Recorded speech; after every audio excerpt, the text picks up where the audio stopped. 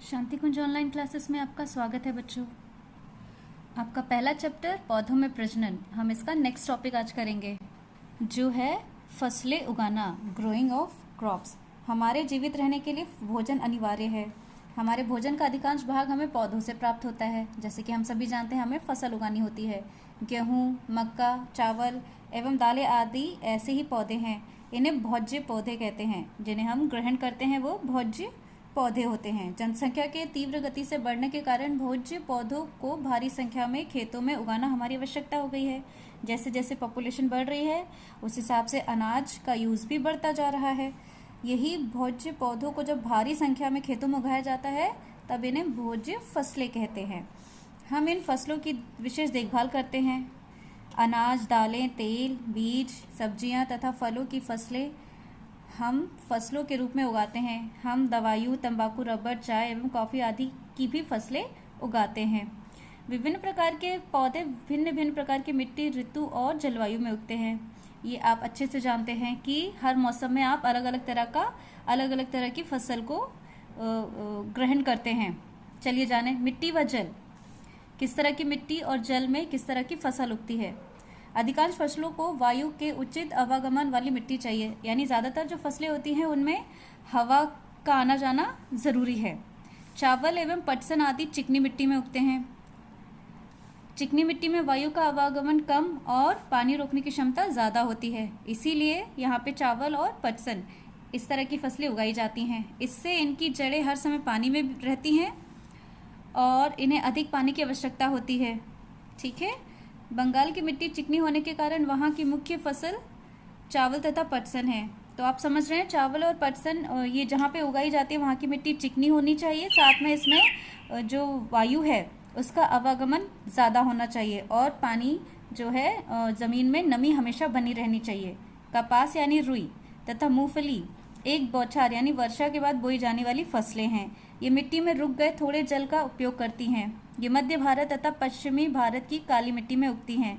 काली मिट्टी में उगने वाली फसलें हैं कपास और मूंगफली, जो कि वर्षा की एक बौछार हो जाने के बाद इनको लगा सकते हैं। ठीक है।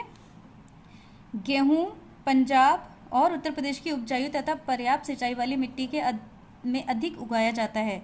गेहूँ कहाँ पे होता है? पंजाब और उत्तर प्रदेश, क्योंकि वहाँ की मिट्टी उपजाऊ और सिंचाई जो है वहाँ पर पर्याप्त मात्रा में होती है। ज्वार, बाजरा रेतीली कम जल की मिट्टी जैसे कि राजस्थान में अधिक उगाए जाते हैं, जहाँ पे जल की कमी होती है।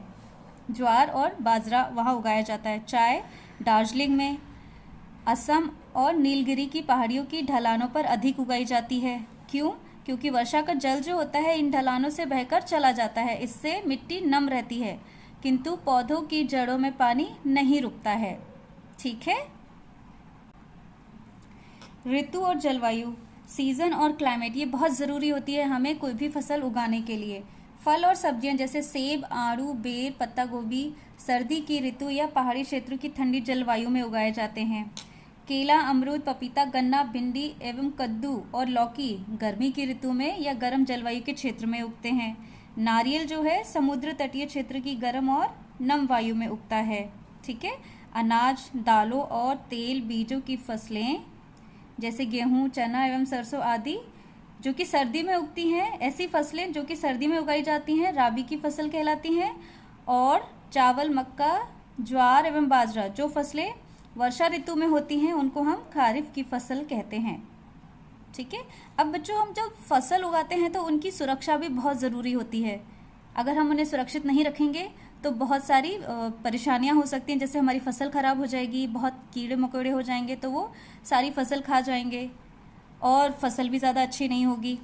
चलिए जाने इसमें क्या पढ़ना है। अच्छी पैदावार बढ़ाने के आवश्यक उपायों के साथ साथ हमें फसल की सुरक्षा के लिए भी आवश्यक उपाय करने चाहिए।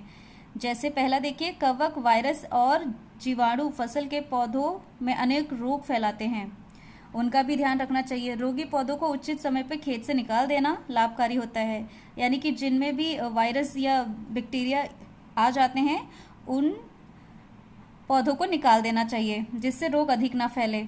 आवश्यकता होने पर कवकनाशी के पतले घोल का छिड़काव करना चाहिए। दूसरा, चूहे, पंछी और गिलहरियां फसलों के फल और दाने खा जाते हैं।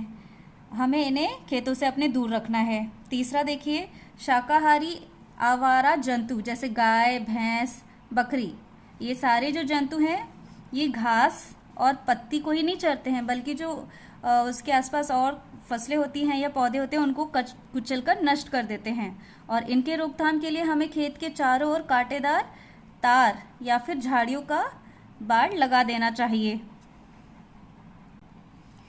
नेक्स्ट है, हमें अनाज, दालों, तिलहन, फलों तथा सब्जियों के रख रखाव में सावधानी बरतनी है। हम जो भी फसल उगा रहे हैं उसको बहुत ही सावधानी से उगाने के साथ साथ उसको रखना भी होता है। अनाज तथा दालों में कीटनाशक दवाइयों का प्रयोग करना चाहिए। ज़रूरत होने पर कीटनाशक दवाई जो होती है उनका इस्तेमाल करना चाहिए। फलों तथा सब्जियों को कोल्ड स्टोरेज आदि में रखना चाहिए, यानी कि जो बड़ी मात्रा में हम कोई भी फसल, फल या सब्जी जो भी उगाते हैं उनको स्टोर करने के लिए कोल्ड स्टोरेज होने चाहिए। कैटरपिलर, माहू तथा टिड्डे पौधों की पत्तियों को खा जाते हैं। कुछ प्रकार के कीट फलों को भी नुकसान पहुंचाते हैं। कीटों को कीटनाशक रसायन जैसे कि डीडीटी और गैमेक्सिन आदि छिड़ककर मारा जाता है, किंतु ये रसायन पौधों द्वारा भी सोख लिए जाते हैं। इस प्रकार भोजन के साथ साथ ये मनुष्य के शरीर में पहुंचकर हानि पहुंचाते हैं। इसी कारण कीटनाशकों को कम से कम प्रयोग करना चाहिए। ठीक है, आप समझ रहे हैं ना कि ये कैटरपिलर्स जो होते हैं ये पत्तियों को खा जाते हैं, बहुत नुकसान पहुंचाते हैं, और इसी वजह से ये जो इंसेक्टिसाइड्स होते हैं, डीडीटी है, गैमेक्सिन है, इन सब का छिड़काव यानी कि स्प्रे करना चाहिए। लेकिन इसका नुकसान ये होता है कि जब हम इनको छिड़काव करते हैं तो ये पौधे जो होते हैं ये इसको सोख लेते हैं, और साथ ही जब इसे हम लोग खाते हैं तो ये हमारे शरीर के अंदर भी आ जाता है ये रसायन। इसी वजह से कीटनाशक का इस्तेमाल जितना कम हो सके उतना कम करना चाहिए। इसके स्थान पर कीटों को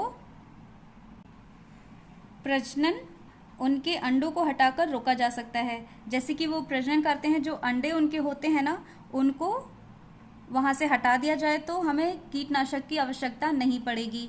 खरपतवार उनके छिपने का स्थान होता है तथा भोजन स्रोत भी। उन्हें नष्ट करके भी हम कीटों की रोकथाम कर सकते हैं। तो बच्चों, आपने जाना कि हम फसलों को बचाने के लिए बहुत सारे उपाय अपना सकते हैं और